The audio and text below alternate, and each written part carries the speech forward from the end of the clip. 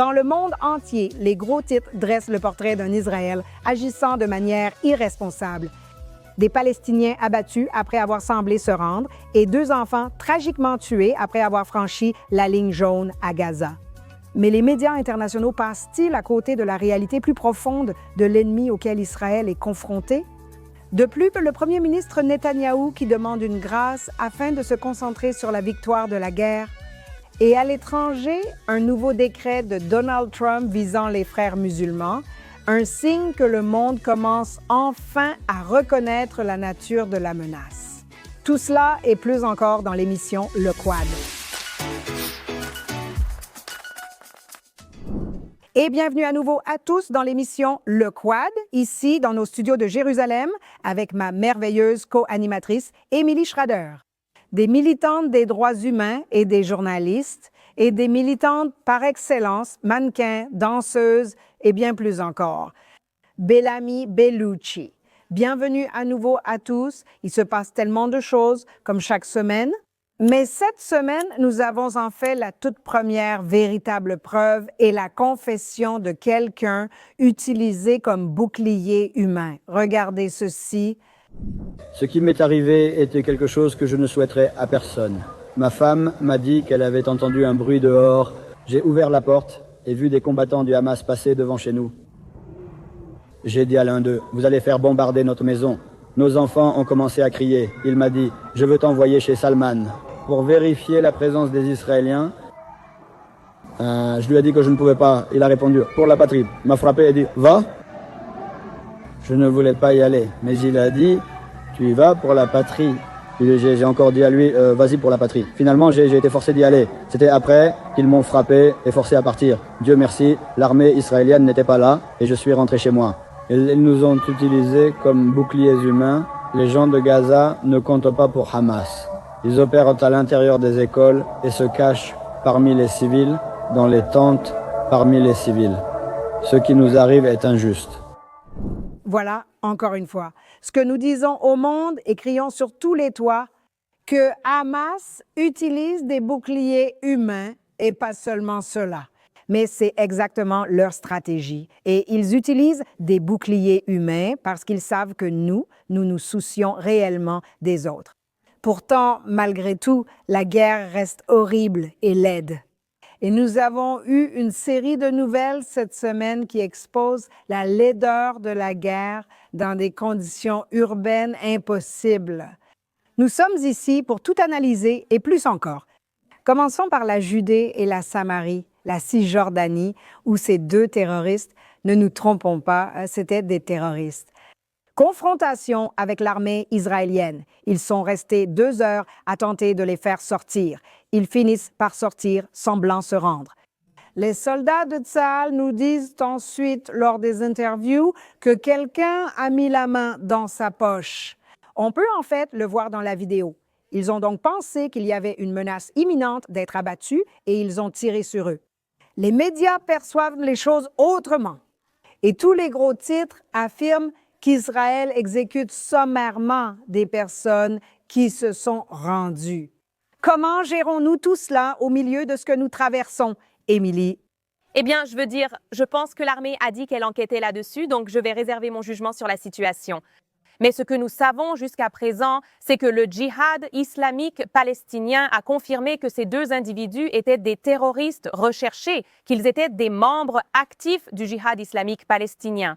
Je pense que le problème que j'ai vu dans la manière dont les médias en parlent et la réaction des commentateurs, surtout sur les réseaux sociaux comme Oussam Zamla, l'ambassadeur palestinien au Royaume-Uni, ils présentent cela comme s'il s'agissait d'enfants palestiniens innocents qui se promenaient simplement dans la rue et que les forces de défense israéliennes les ont exécutés. Oui, vaquant à leurs occupations. C'est une déformation totale de la réalité. Je trouve très malhonnête qu'une personne de l'autorité palestinienne s'en plaigne, alors que l'autorité palestinienne traque elle-même ces mêmes terroristes. Il s'agit d'une organisation terroriste qui menace réellement la souveraineté, ou ce qu'il en reste, de l'autorité palestinienne elle-même. Et ils continuent de payer des terroristes pour tuer, c'est exact. En tout cas... Et c'est vrai. Donc ce n'est pas comme s'ils avaient abandonné. Oui, l'idée que ce sont des innocents et que cela soit présenté comme quelque chose qui reflète d'une certaine manière la politique israélienne ou que ce sont les ordres donnés, c'est ridicule. Surtout étant donné que les forces de défense israéliennes ont immédiatement déclaré qu'ils allaient enquêter sur cela. Parce qu'au début, on dirait qu'ils se sont rendus. Ensuite, ils roulent un peu par terre.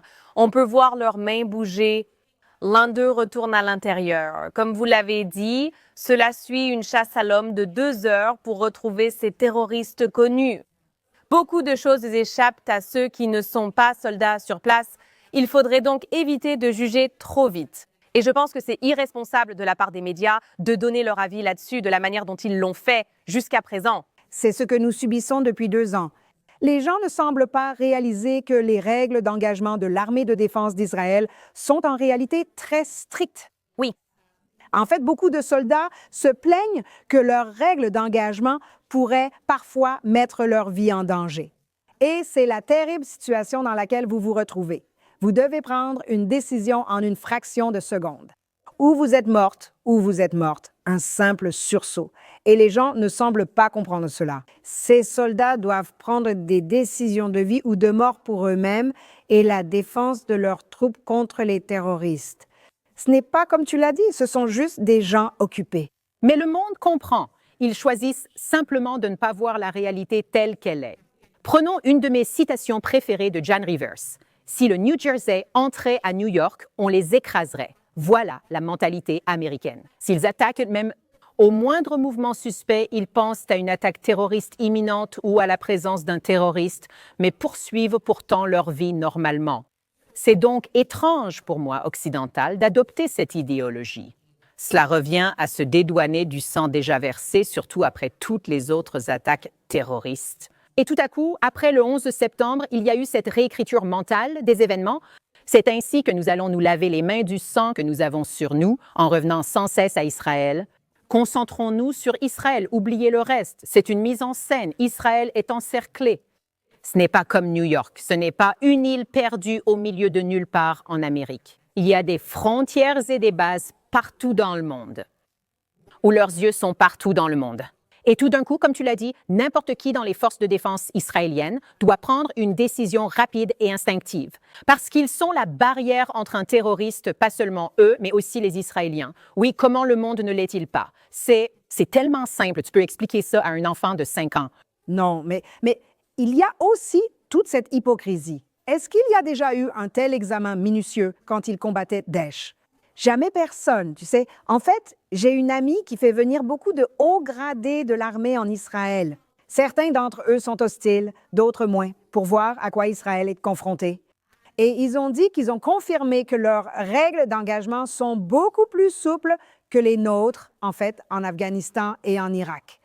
Vous savez, ils avaient l'habitude d'avoir ces garçons qui servaient d'observateurs pour Daesh, des garçons de 12 ans. Et la directive était, si vous voyez un observateur, vous le tuez, peu importe leur âge.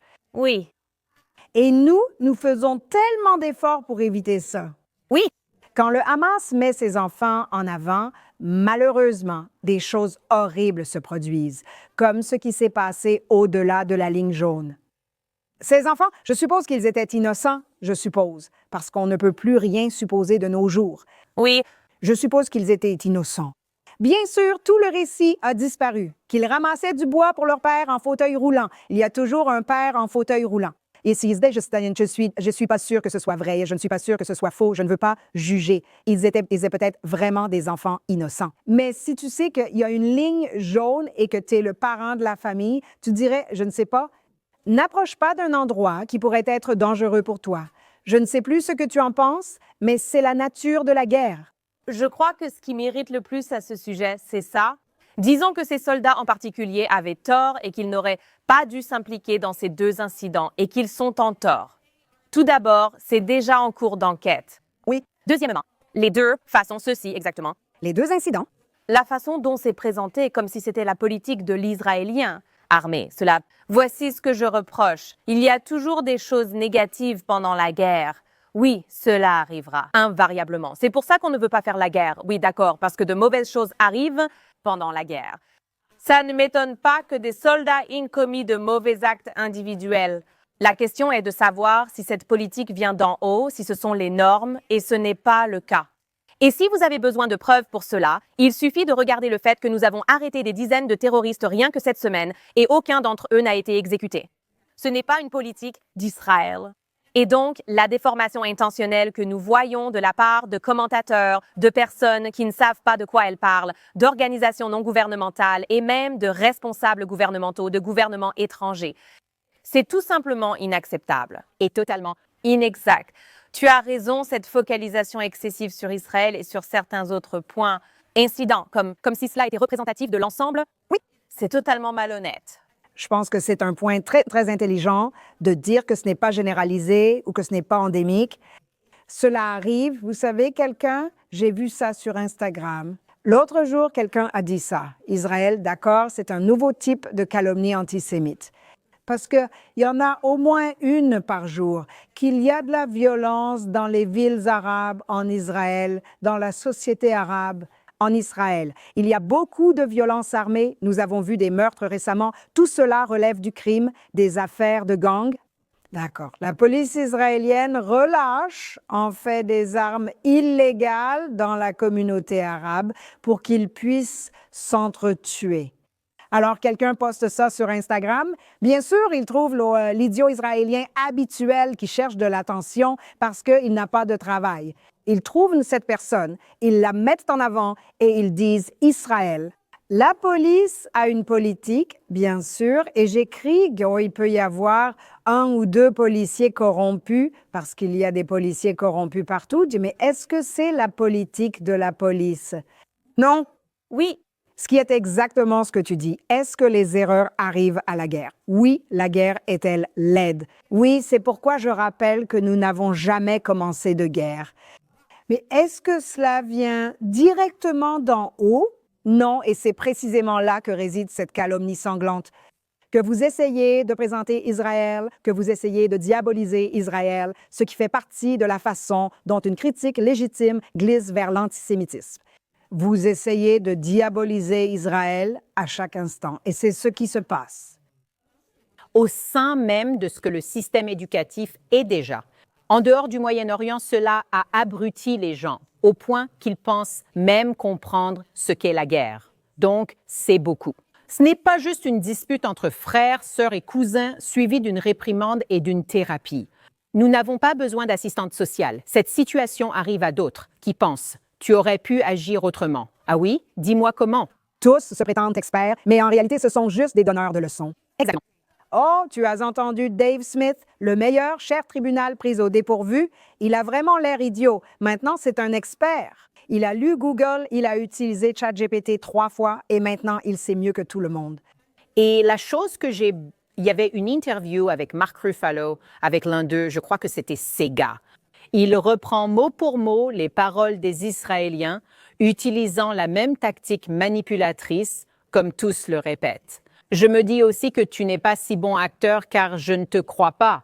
Donc la question est, que se passe-t-il maintenant? Je ne suis plus amie avec Scarlett Johansson et les autres car ils me répètent qu'ils utilisent leur peuple comme boucliers humains. Je veux dire, quel genre de personne qui est affamée, qui subit une famine et qui vit littéralement dans une prison à ciel ouvert utiliserait jamais ses enfants comme boucliers humains? Oh mon Dieu! D'accord, attends. Ensuite, reposez-vous la même question avec un titre comme « Est-ce que les gens meurent vraiment de faim? Est-ce que c'est vrai? » Logiquement, est-ce que ça a du sens? Non. Alors pourquoi as-tu quelque chose à dire? Comme n'importe qui avec un niveau de conscience élémentaire, un dirait « Attends, quelque chose ne va pas. Le lait n'est pas de l'eau, l'eau n'est pas du lait. » Il n'y a aucune logique. Mais si tu continues à vendre quelque chose autant de fois, comme je l'ai déjà dit plusieurs fois, bien sûr, à un moment donné, si tu te répètes un mensonge assez souvent, même toi, tu finiras par y croire. Ils croient qu'ils l'ont acheté. En bloc, sans réserve, c'est tout. Ils sont engagés et ils persistent. Même quand le rapport de l'Organisation des Nations Unies est sorti, il n'y avait pas de famine. Ah, vraiment, on le savait. Le rapport est sorti. À l'Organisation des Nations Unies, il n'y avait pas de génocide. Le rapport affirme qu'il n'y a pas de viol. Pourtant, nous avons des preuves vidéo. C'est une vraie dissonance cognitive. Ils disent juste, c'est de l'intelligence artificielle. Vous persistez à mentir et vous vous en fichez, car au fond, vous détestez les Juifs. Hollywood, oui. selon eux. D'accord. Passons à des sujets plus joyeux, comme la demande de grâce de Netanyahou, laquelle? Encore une fois, c'est incroyable de voir comment tout le monde dans le monde entier est maintenant un expert juridique du système judiciaire israélien. Je suis sûre qu'il y aura des désaccords ici, mais discutons-en, mesdames. Donc, l'argument est que s'il a écrit une lettre et que la lettre dit « Je veux prouver mon innocence pour le pays ». Mais pour le bien du pays, je dois aller au tribunal 3 fois par semaine pour le bien du pays. Nous sommes en pleine guerre, encore en période d'après-guerre, peu importe où nous en sommes. Je demande une grâce ou d'être libéré afin que le pays puisse avancer. D'accord. Donc les cyniques diront « Oh, allez, tu n'as pas reconnu ta culpabilité et tu veux une grâce », ce qui n'est pas légalement possible. Mais d'autres personnes disent, et j'ai eu une petite dispute sur Twitter hier soir avec Piers Morgan, c'est un abus de pouvoir. Désolé, tout le monde dans ce pays a le droit de demander une grâce. C'est un abus de pouvoir parce que légalement, c'est autorisé. Donc, encore une fois, vous savez, encore une fois, il y a des normes pour tout le monde. Et puis, il y a les normes pour Netanyahou, les normes pour tout le monde, et puis les normes pour Israël. Donc, je suis très curieuse de savoir ce que tu en penses, Émilie. Je veux dire, je ne pense pas que ce soit un abus de pouvoir et je ne pense pas que ce soit... Les gens disent mais que ce n'est pas démocratique.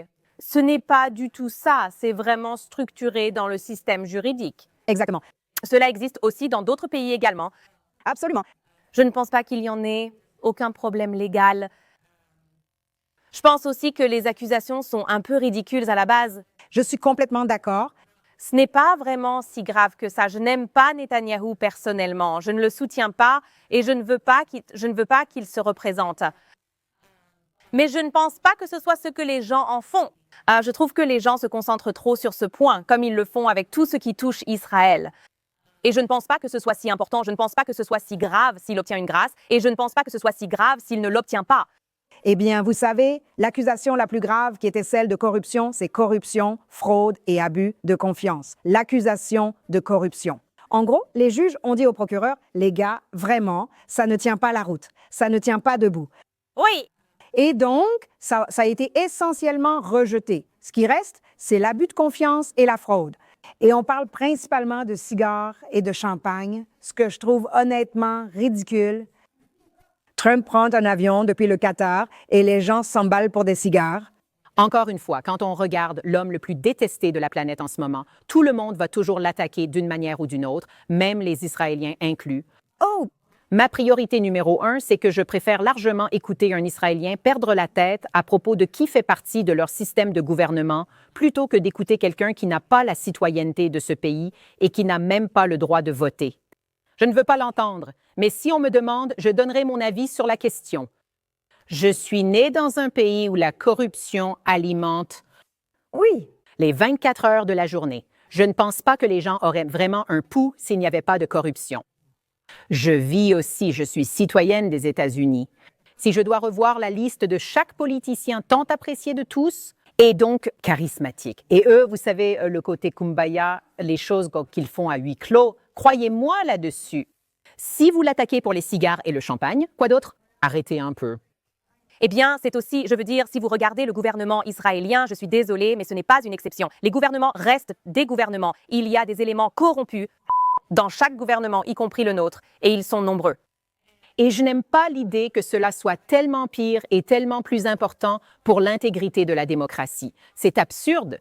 Absurde, parce que le fait est que les gens ne veulent pas accepter cela. Que Netanyahou, malgré cela qu'il poursuit depuis 10 ans, continue de gagner les élections, montre que les gens ont leur mot à dire. Et cela ne semble pas les déranger. Cela ne veut pas dire que s'il a fait quelque chose de mal, il ne devrait pas, vous savez, être tenu responsable. Donc, c'est Un tout autre problème. Oui, mais je veux dire qu'il y a de très fortes chances que ces accusations soient motivées politiquement. Oh, c'est certain. A, parce que l'accusation de corruption a été essentiellement rejetée par les juges. B, parce que, comme tu le dis, tu viens d'un pays où il y a une vraie corruption. On dirait qu'il s'accroche à n'importe quoi. Et on sait que l'accusation est très, très politisée. On l'a vu avec d'autres complètement innocentés après un certain temps. Regardez Sarkozy, super. Il est entré, déclaré coupable, puis incarcéré. Quelques jours après, il est sorti. Il faisait du jogging il y a 2 jours. Alors, sérieusement, qu'est-ce qui se passe? Tu peux devenir fou autant que tu veux, mais à un moment donné, la politique est un jeu vraiment sale.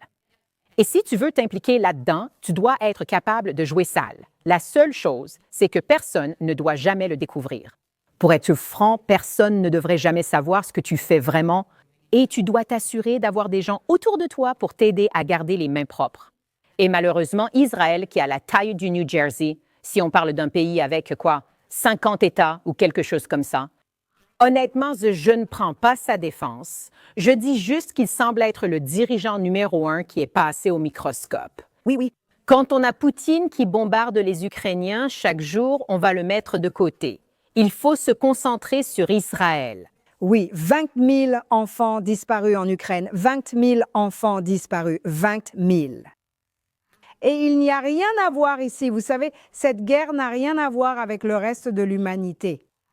Et cette hyper-focalisation, encore une fois, je pense que Netanyahou est simplement pris comme le croque-mitaine, représentant Israël, représentant le juif et représentant le juif que personne ne veut voir, c'est-à-dire le juif fort, puissant, qui ne s'excuse pas d'exister. Et je pense que vous savez, j'ai beaucoup de choses que je pourrais dire sur Netanyahou. Nous, le gouvernement, avons totalement échoué en communication. Ils manquent de sérieux et sont arrogants. Il y a beaucoup de choses que je pourrais dire. Mais en même temps, je peux aussi dire que, vous savez, ce qui est intéressant, c'est qu'il a fait la demande de grâce. Tout le monde devient fou. Depuis que je me suis exprimée, des Israéliens m'ont écrit des horreurs sur Twitter prétendant que c'est légal. Qu'ai-je dit? Ce n'est pas un abus de pouvoir, c'est ce que j'ai dit. Les Israéliens m'insultent alors en hébreu. Je m'en fiche, allez-y. Mais le point, c'est qu'au final, ce que je pense qu'il va se passer, c'est que Herzog, le président Herzog, va revenir et dire « Nous allons envisager votre grâce ». Si vous faites ABC, Oui, il va obtenir des conseils juridiques. Les conseils juridiques diront « C'est ma prédiction ».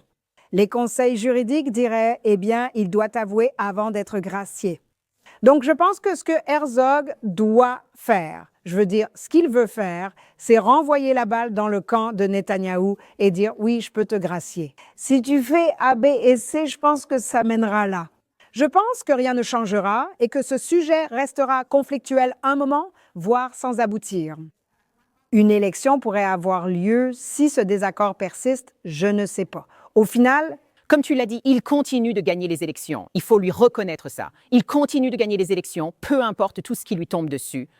Mais on n'est pas encore vraiment tiré d'affaire. Non, on n'est pas encore tiré d'affaire. Donc honnêtement, je voudrais plutôt me concentrer sur ce qui va se passer ici demain, sur ce qui va se passer ici demain. Où en sommes-nous, nous les Juifs? S'assurer que si Israël demeure, la priorité soit que les Juifs à l'extérieur se sentent plus en sécurité. oui, Tu pouvais être à New York quand Donald Trump était là pour la signature, puis il est parti en Égypte. Il plaisantait. Je veux vraiment que ce soit toi, pas un président. c'est vraiment une blague. Je pense que tout ça a probablement été orchestré par Netanyahou, mais tu sais quoi? S'il peut faire en sorte que les Américains fassent pression en sa faveur, Surtout pendant une tournée de victoire. Pourquoi pas? eh bien exactement, surtout pendant ce moment-là. je ne sais pas. Émilie, Je ne sais pas. J'appellerais ça un tour d'honneur, ce qui explique aussi en partie notre situation actuelle. En termes de sécurité, c'est la responsabilité de Netanyahou. Et je ne veux pas dire qu'il l'a fait parce que ce n'est certainement pas le cas, mais il a été un leader plus que quiconque pendant tout ce temps. il est là depuis 10 ans. Et il porte plus de responsabilités que quiconque en tant que leader. C'est une des raisons pour lesquelles j'ai un problème avec son leadership et je pense qu'il doit partir. Ce n'est pas une question politique. Ce n'est pas parce que je pense qu'il est un criminel ou corrompu ou quoi que ce soit de ce genre. C'est parce que je pense qu'il n'a pas fait son travail. Et je pense que l'électorat ne fait pas attention et que nous n'avons pas un électorat très instruit qui regarde ces choses de manière critique.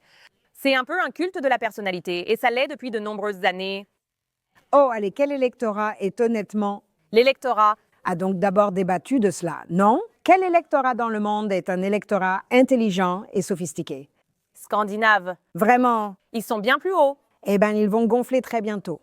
Mais c'est à cause de la politique d'immigration. L'idée que c'est Liée à la politique migratoire de l'Union européenne, C'est vrai. Passons rapidement aux frères musulmans. Et nous étions très enthousiastes la semaine dernière parce qu'il a été annoncé que Trump avait demandé à Marco Rubio de commencer à désigner les frères musulmans ou certaines de leurs branches comme organisations terroristes, groupes terroristes en Amérique, ce qui n'était jamais arrivé auparavant. Ensuite, nous avons eu des réserves. Ce n'était pas au Qatar, n'est-ce pas?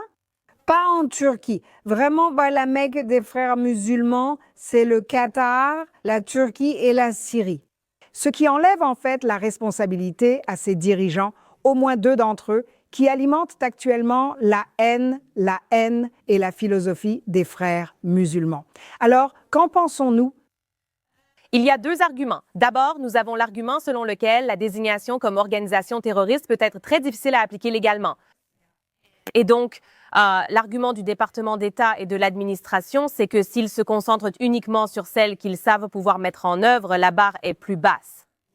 Et une fois que c'est adopté, une fois que c'est approuvé, ils peuvent alors s'en prendre aux individus associés à ces branches, quelle que soit leur implication. Cela inclut, bien sûr, ceux en Turquie, en Syrie et au Qatar. C'est ça. C'est un argument légitime, mais je ne l'accepte pas. Il me semble plus logique d'interdire totalement les frères musulmans comme organisation et internationale.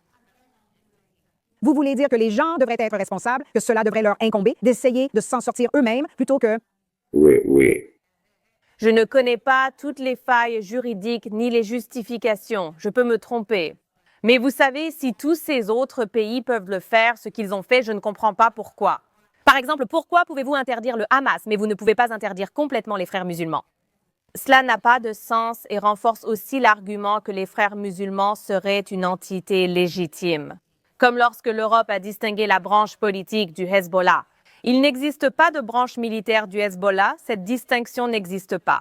C'est une organisation terroriste, comme les frères musulmans. Et c'est pareil avec l'Iran et les gardiens de la révolution islamique. Correct? C'est pareil, tout vient du même endroit. Nous ne résoudrons pas tous ces problèmes aujourd'hui. Mais ce que nous pouvons faire, c'est vous présenter le très populaire scumbag de la semaine. Et maintenant, le scumbag de la semaine. Et nous sommes rejoints par notre co-animatrice, Shoshana Kitts-Jaskill, qui ne pouvait tout simplement pas manquer cette partie de l'émission cette semaine.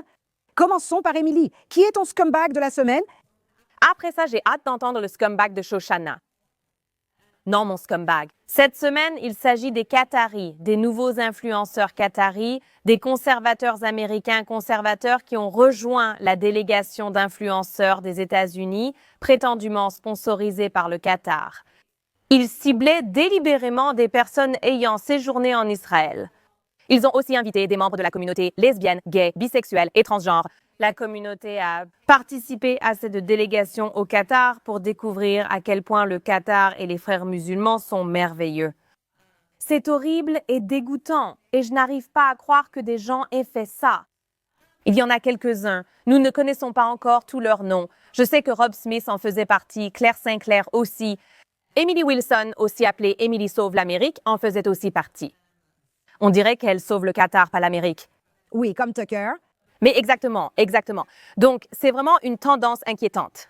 Ce n'est pas nouveau, mais on constate que le Qatar s'immisce sans cesse dans ces domaines, tentant d'acheter des gens. Cette semaine, une vidéo d'un responsable a été publiée. Oui, nous avons plusieurs journalistes étrangers sur notre liste de paix, nous le savons. Non, nous le savons. C'est très évident. Ouais, voilà mes salauds de la semaine.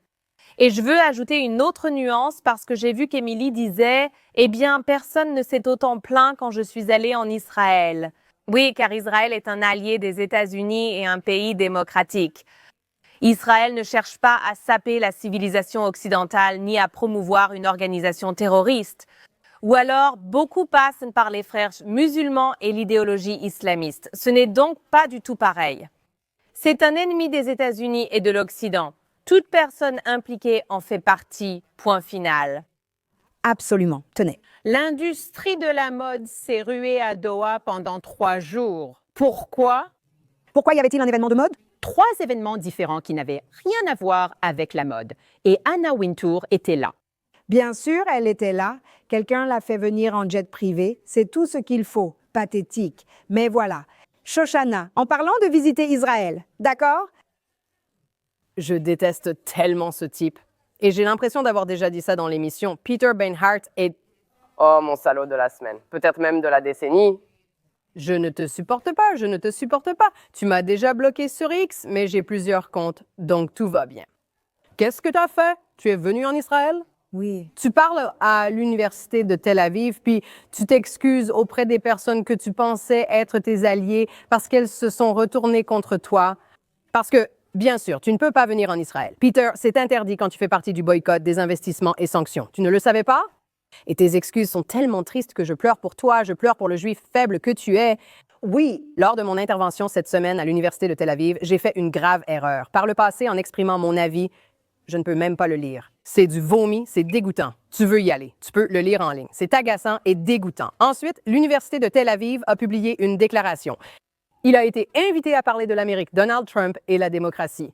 Pas du génocide que vous dites que nous avons commis, ni de la Nakba, ni de toutes les choses que vous avez lancées à un public israélien.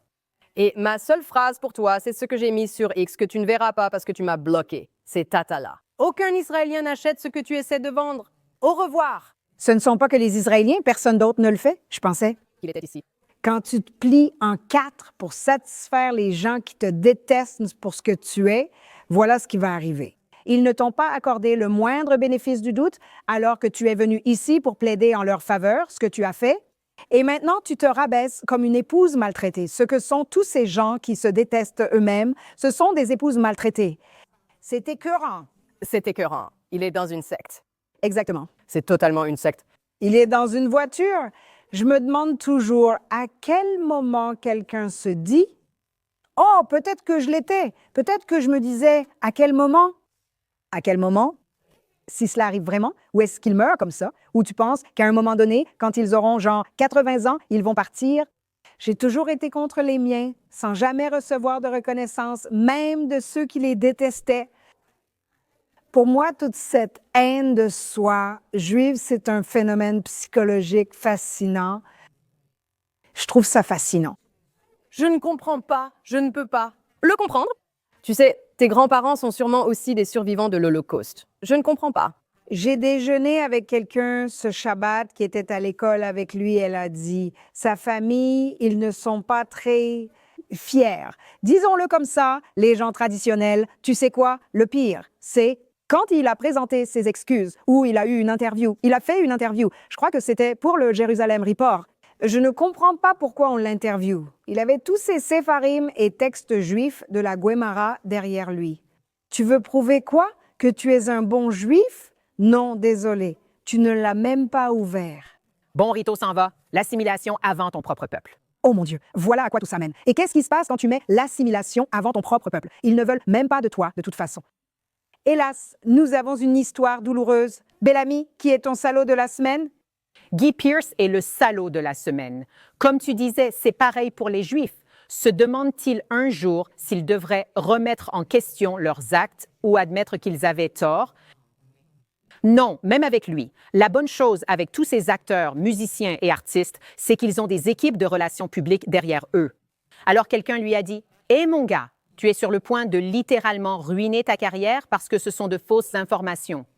Nous comprenons ce que tu ressens. Nous allons ensuite te donner des mots à dire, puis les écrire pour toi. Tu n'auras qu'à les répéter. Cela signifie juste que tu fais une pause des réseaux sociaux. Tu ne les gères même pas toi-même. Soyons honnêtes. Tout passe par des filtres et tout le reste. Et je regardais ce qu'il a fait sur chaque tapis rouge et ce qu'il a posté depuis le début de cette année. Il a dit « D'accord, c'est janvier cette année. Nous avons un cessez-le-feu. » Il a répondu « Génial. » Quelle chose merveilleuse que les Palestiniens puissent retourner chez eux, exactement là où ils étaient heureux et en sécurité le 6 octobre.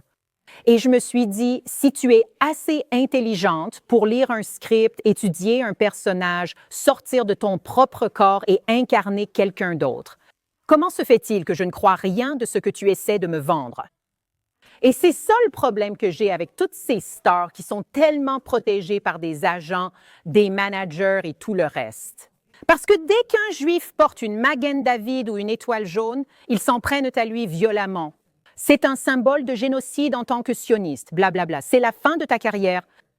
De l'autre côté, ne t'inquiète pas, pars en vacances quelques jours, ne publie rien.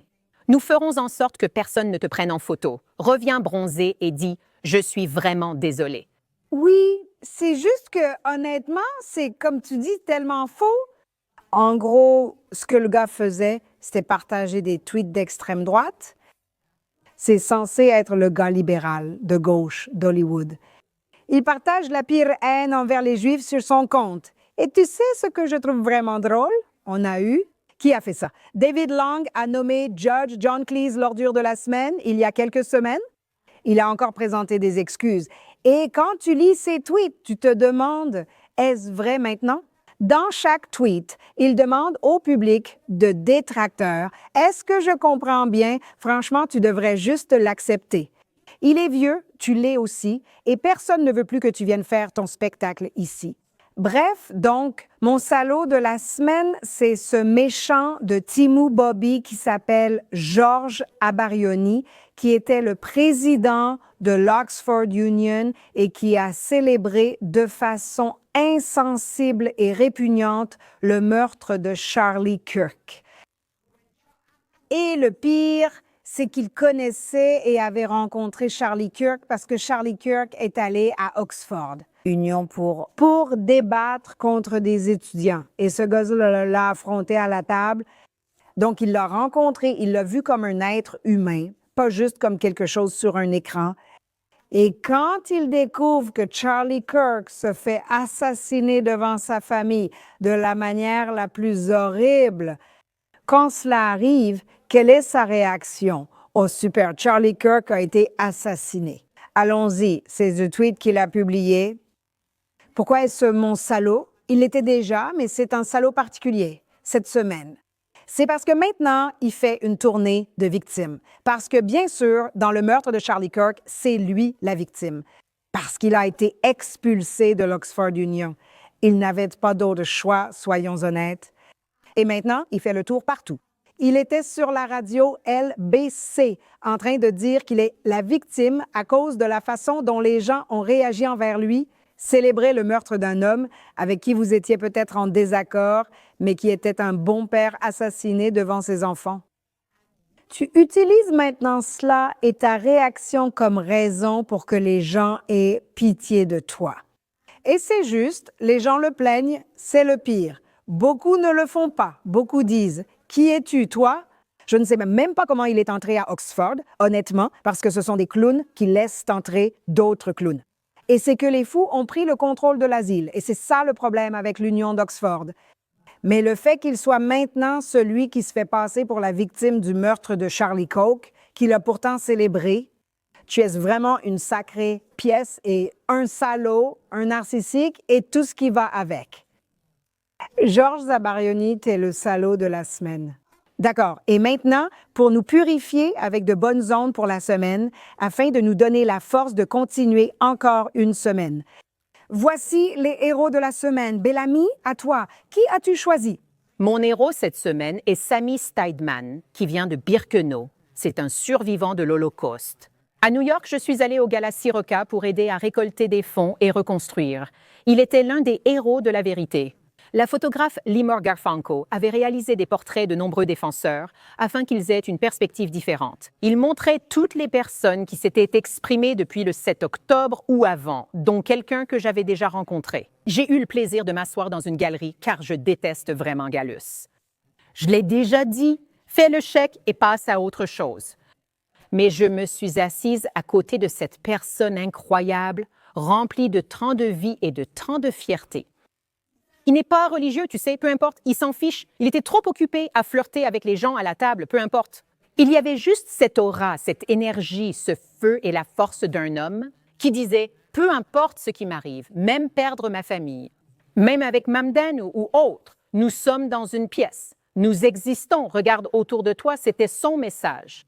Regarde autour de toi, nous existons. Toi qui viens d'où je viens, tu es assise à côté de quelqu'un qui a survécu à l'Holocauste. La conversation à avoir serait « Hey, portons un toast. Nous devrions nous encourager les unes les autres, nous devrions célébrer, nous devrions revenir à la joie et à la lumière qui sont au cœur de tout. Et qui sont au cœur de ce que nous sommes comme peuple juif uni, comme âme Israël. C'est pourquoi c'est mon héros de la semaine. Et c'est incroyable que, enfant en Afrique du Sud, j'ai pu rencontrer des survivants de la Shoah lorsqu'ils venaient nous enseigner tout cela. Et je suis sortie de tout ça, de cette endoctrination par ces personnes démoniaques qui se disent défenseurs des droits de l'homme, vous savez, des champions. J'ai eu la chance de m'asseoir à côté de lui, non pas lors d'une séance photo ou d'un dîner, mais d'avoir une vraie conversation et de rire. C'est quelque chose que j'ai emporté avec moi et je le garde avec moi partout où je vais maintenant. C'est magnifique. S'il y a bien une chose qui m'a permis de tenir tout au long de cette épreuve, ce sont les survivants de la Shoah. À mon avis, s'ils ont vécu le pire, notre expérience ressemble à une journée à Auschwitz. Soyons honnêtes, 1 ou 2 jours. S'ils l'ont supporté des années, cela m'a donné espoir que nous pouvons surmonter cette épreuve. Vous savez que nous pouvons aller de l'avant, que nous pouvons nous souvenir, mais tout de même regarder vers un avenir positif. J'avais une amie survivante de l'Holocauste, Judith, aujourd'hui décédée, qui me manque énormément. J'allais la voir, je pleurais et elle me consolait. Cela m'a beaucoup apporté et donné de la force. Je te comprends et t'entends, Shoshana. Tu sais, ils ont déjà été mes salauds. Alors c'est agréable de faire de vous mes héros. Imagine ça. Avons-nous déjà eu cela? Un salaud? Fait? Oh, je pense que bébé a été les deux. À part Bibi qui est certain. Trump. D'accord, eh bien, c'est vrai, c'est vrai. L'Australie, tu rejoins Bibi et Trump. Autrefois détesté, aujourd'hui héros. Pourquoi? Qu'est-ce qui s'est passé? Parce que le gouvernement australien a inscrit le corps des gardiens de la Révolution islamique, le corps des gardiens de la Révolution islamique comme sponsor étatique du terrorisme.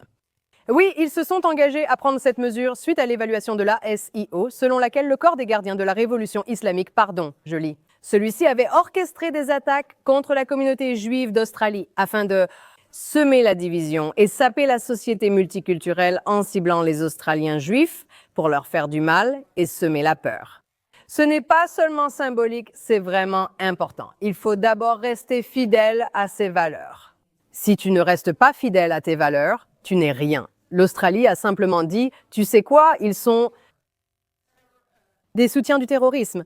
Ce ne sont pas des gens avec qui nous pouvons dire que nous sommes amis. Et ils sèment la division chez nous, dans notre pays, parmi notre peuple. C'est ce que fait une démocratie. Et je vous félicite, l'Australie. Merci d'être mes héros et pas des vauriens. Continuez ainsi.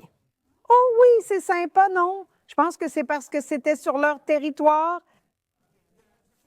Nous avions prévenu. S'ils avaient été écoutés, nous l'aurions annoncé. Oui, d'accord. Écoute, j'aime bien le changement. Oui, j'aime ça. Nous devons valoriser les bonnes actions sans attendre un drame. Espérons que l'Occident réagisse. Espérons-le, Émilie. Alors, mon héros cette semaine est en fait lié au crapule dont j'ai parlé, Xavier de Rousseau. Oh, et on adore Xavier. Je ne sais pas quel titre lui donner. Activiste, influenceur, commentateur. Il a plusieurs casquettes. Oui, il est trop drôle. Je l'adore. C'est vrai. Apparemment, il a aussi été invité à la tournée d'influenceurs au Qatar.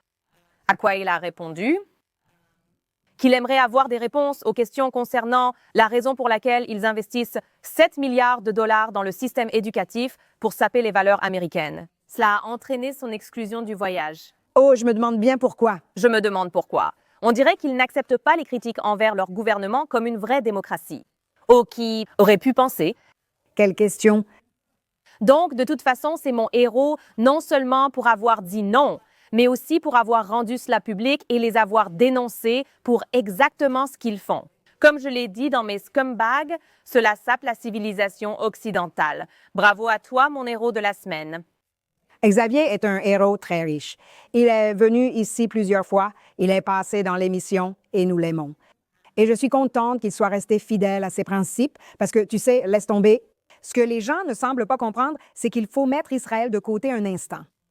C'est contre l'Amérique, c'est ce qu'ils font. Ils essaient de saper votre pays. Nous ne sommes que le canari dans la mine. Nous ne sommes que les premiers sur cette grande étape de transformer le monde entier en ce qu'ils sont. Donc voilà, pour Xavier d'être resté fidèle à ses principes de base. D'accord, mon héros est un peu différent de ce que je fais d'habitude, qui est normalement un pays ou un politicien. C'est un sportif qui s'appelle Ahava. Quel beau nom, Ahava Garden. Alors, je ne suis vraiment pas une fan ni une adepte du art martiaux mixte, qui est ce sport d'art martiaux mixte. Mais ce garçon est apparu dans mon fil d'actualité et je n'arrive pas à arrêter de le regarder parce que c'est un jeune homme de 19 ans vraiment sûr de lui. Je crois qu'il est à moitié thaïlandais et à moitié autre chose. Il est israélien, mais c'est un combattant de arts martiaux, mixte, très confiant, très talentueux et très jeune. Mais ce que j'aime chez lui, c'est qu'il affiche fièrement son judaïsme. Il porte une kippa quand il ne combat pas et quand il monte sur scène, il récite le schéma, il brandit son drapeau. Regarde ça. Et ensuite, il dit « Je vais te battre ». Et il l'a dit à ce gars qui était comme le champion. Il a dit « Je ne vais pas te battre au premier round parce que je veux offrir un spectacle aux gens. Je veux te battre au deuxième round ». Il l'a fait. Même les Israéliens disaient « Il est tellement arrogant, il devrait être plus modeste ». Il a fait ce qu'il avait promis. Pour moi, c'est un héros. Parce que quand il est sorti là-bas avec son drapeau israélien, bien sûr, comme tu peux l'imaginer, les gens le huaient à cause du drapeau israélien. Et cela ne l'affecte pas. Il sort avec son drapeau et son gardien, affirmant « Je suis un héros d'Israël ». Et il l'est en effet. Va le chercher, Ahavat Golden Boy se fait appeler Gordon. J'adore la confiance et j'adore la fierté que tu as pour ton héritage juif. Alors, merci beaucoup. Et mesdames, sur ce, nous terminons une autre semaine et nous prions pour que les 2 otages qui restent, les héros tombés, les survivants, retrouvent leur famille. Nous n'allons pas écouter le Qatar quand ils disent « Oh, peut-être qu'Israël devrait simplement oublier cela et passer à la 2e étape ». Non, vous avez signé puis rompu l'accord pour les ramener et nous n'arrêterons pas tant qu'ils ne seront pas tous rentrés. Merci de nous avoir regardés et à la semaine prochaine.